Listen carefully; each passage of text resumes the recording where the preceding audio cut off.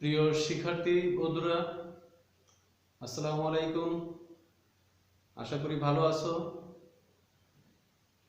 আমি মোহাম্মদ নাসিরউদ্দিন হামাদি, সহকারী শিক্ষক ইংরেজি, শেখ ফজিলাতুন্নেসা মুজিব উচ্চ বালিকা বিদ্যালয়,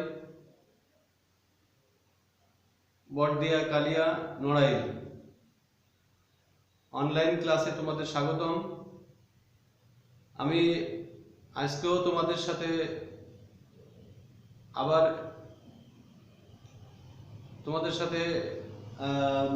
আমি ইংরেজি দ্বিতীয় পত্রের ভাগ নিয়ে আজকে ক্লাস নিব।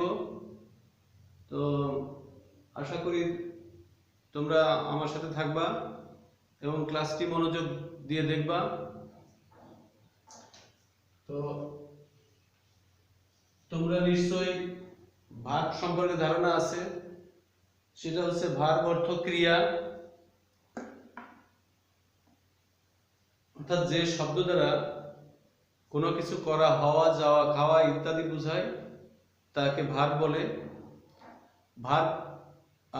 ভার্ব সম্পর্কে আমরা একটু ডিটেলস জানি। সেটা হচ্ছে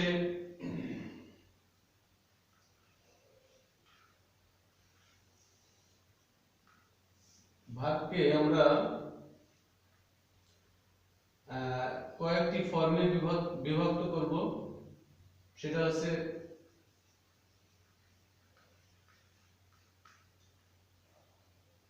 প্রেজেন্ট ফর্ম,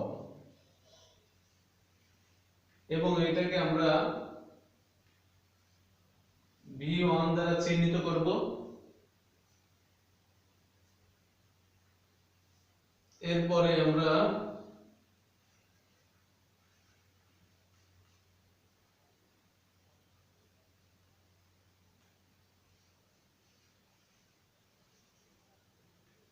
পাস্ট ফর্মকে আমরা V2 দ্বারা চিহ্নিত করব। আর একটা আছে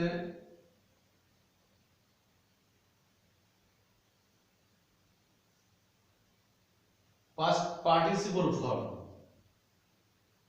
এটি হচ্ছে পাস্ট পার্টিসিপল ফর্ম। এটাকে আমরা V3 দ্বারা চিহ্নিত করব। আরেকটি আছে ইনফিনিটিভ।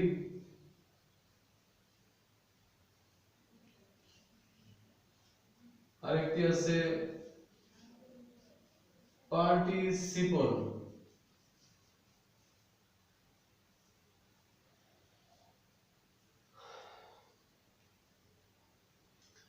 প্রেজেন্ট ফর্মকে আমরা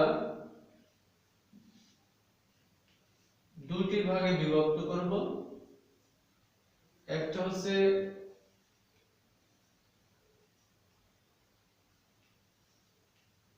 বেস ফর্ম, এবং এটাকে ভিবি দ্বারা চিহ্নিত করা হয়। বেস ফর্ম, যেমন আই গো টু স্কুল, এখানে গোটা হচ্ছে বেস ফর্ম। অপরদিকে আরেকটি আছে এস বা ইএস ফর্ম, এবং এটাকে ভিএস দ্বারা চিহ্নিত করা হয়। এখন আমরা যে কোনো একটি ভার্ব যদি আমরা ধরি, যে কোনো একটা ভার্ব ধরা যায়, তো সেই ক্ষেত্রে আমরা যদি গো ভার্বটা ধরি, তো তার পাস্ট ফর্ম কি হবে? ওয়েন্ট। গো ভার্ব ধরলে তার পাস্ট ফর্ম হবে ওয়েন্ট। পাস্ট পার্টিসিপল ফর্ম হবে গন।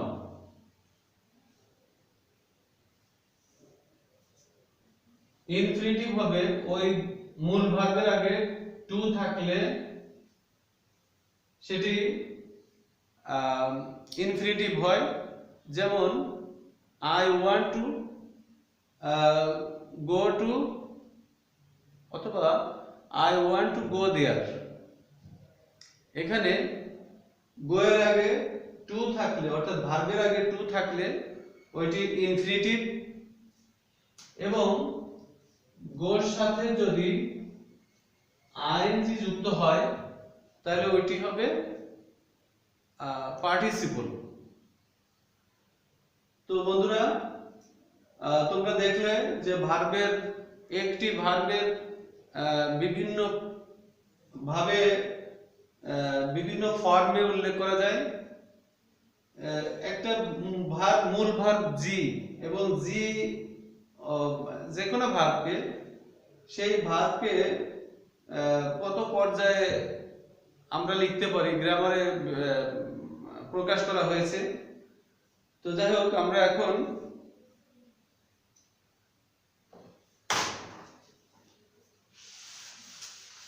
ভার্বের প্রকারভেদগুলো আমরা আলোচনা করি।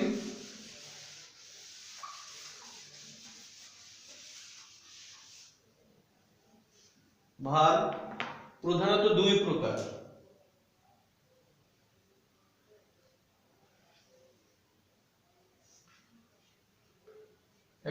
একটি হচ্ছে ফিনাইট, আর একটি হচ্ছে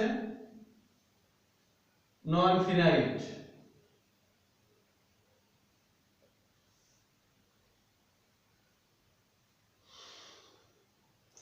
ফিনাইট ভার্বকে আবার দুই ভাগে ভাগ করা যায়। একটি হচ্ছে প্রিন্সিপাল,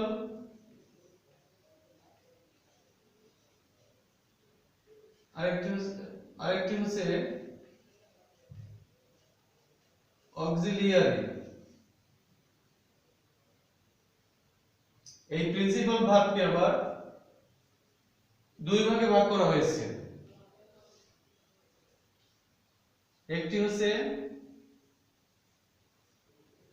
ট্রানজিটিভ ভার্ব, আরেকটি হচ্ছে ইনট্রানজিটিভ ভার্ব।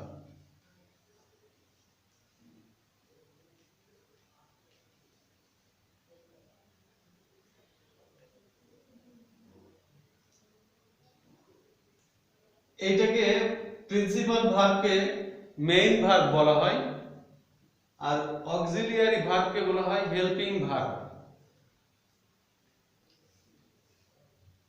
আর একটু ডিটেইলস পড়তে গেলে বলতে গেলে, ট্রানজিটিভ ভার্ব হচ্ছে যে ভার্বের অবজেক্ট আছে, আর অপরদিকে ইনট্রানজিটিভ হচ্ছে যে ভার্বের অবজেক্ট নাই। যেমন আই ইট রাইস, এখানে রাইস হচ্ছে অবজেক্ট, সেহেতু ওই ইট ভার্বটি হলো ট্রানজিটিভ ভার্ব। আর যদি বলা হয় আই ইট, এখানে আমি খাই, কিন্তু কি খাই অর্থাৎ অবজেক্ট উল্লেখ নাই, সেহেতু যে সেন্টেন্সে অবজেক্ট নাই সেই ভার্বটি ইনট্রানজিটিভ ভার্ব। অক্সিলিয়ারি ভার্বটা খেয়াল করো। অক্সিলিয়ারি ভার্ব দুই প্রকার। একটি হচ্ছে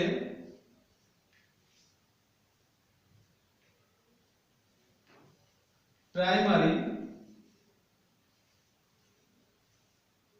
আরেকটি হচ্ছে মোডালস। এই primary ভার্বটি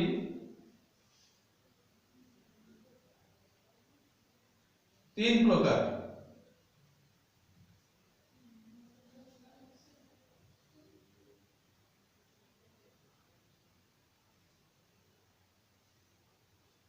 two be,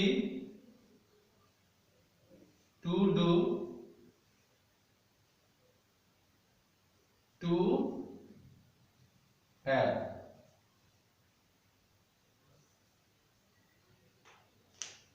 two be হচ্ছে, টু বি এর প্রেজেন্ট ফর্ম হচ্ছে, বি বলতে মূলত আমরা বুঝি এম, ইজ, আর কে। এর পাস্ট ফর্ম হচ্ছে ওয়াজ অথবা ওয়ার। টু ডু ভার্বটি হলো ডু অথবা ডাজকে টু ডু ভার্ব বলা হয়, আর এর পাস্ট ফর্ম হচ্ছে ডিড। অপরদিকে হ্যাভ এবং হ্যাজকে টু হ্যাভ বলা হয়, টু হ্যাভ ভার্ব বলা হয়, এবং এর পাস্ট ফর্ম হচ্ছে হ্যাড। আর মোডালসের প্রকারভেদ নাই, কিন্তু আমরা জানি যে shall, should, will, would, can, could, may, might, must, ought to, use to, ought to, need, dare, এরকম এগুলোকে বলা হয় মোডালস। নন ফিনাইট ভার্ব তিন প্রকার।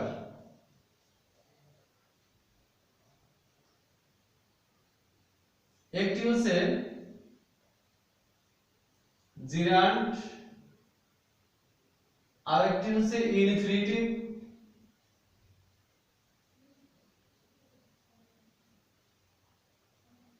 অপরটি হচ্ছে পার্টিসিপল।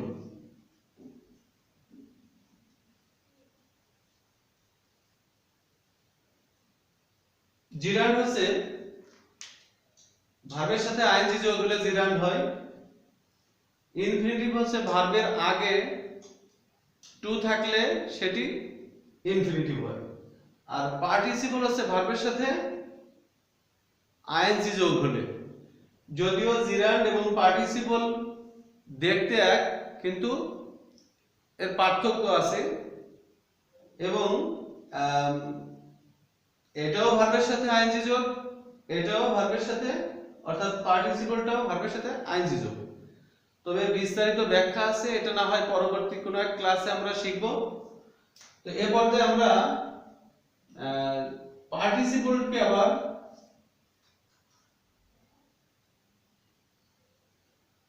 তিন ভাগে ভাগ করা যায়।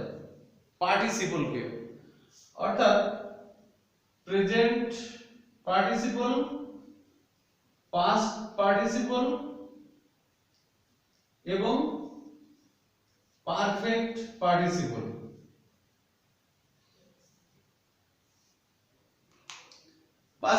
প্রেজেন্ট পার্টিসিপল হচ্ছে ভার্বের সাথে আইএনজি যোগ। পাস্ট পার্টিসিপল তো তোমরা জানো, ওয়েন্ট হচ্ছে গো, ওয়েন্ট, গন। এখানে ওয়েন্ট হচ্ছে পাস্ট পার্টিসিপল, এবং পারফেক্ট পার্টিসিপল হচ্ছে হ্যাভের সাথে আইএনজি যোগ হলে এটি পারফেক্ট পার্টিসিপল। তো শিক্ষার্থী বন্ধুরা, ভার্বের তাহলে প্রকারভেদ তোমরা শিখলে। ভার্বের আরো বিস্তারিত ব্যাখ্যাও আছে।